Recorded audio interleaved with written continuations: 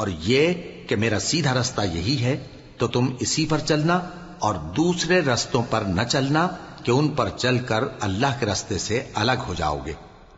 ان باتوں کا اللہ تمہیں حکم دیتا ہے تاکہ تم پرہیزگار بنو۔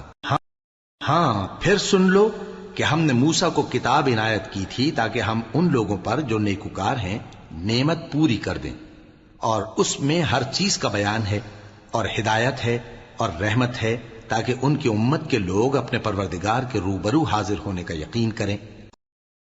اور اے کفر کرنے والو، یہ کتاب بھی ہم ہی نے اتاری ہے برکت والی، تو اس کی پیروی کرو اور اللہ سے ڈرو تاکہ تم پر مہربانی کی جائے۔ اور اس لیے اتاری ہے کہ تم یوں نہ کہو کہ ہم سے پہلے 2 ہی گروہوں پر کتابیں اتری ہیں اور ہم ان کے پڑھنے سے بے خبر تھے۔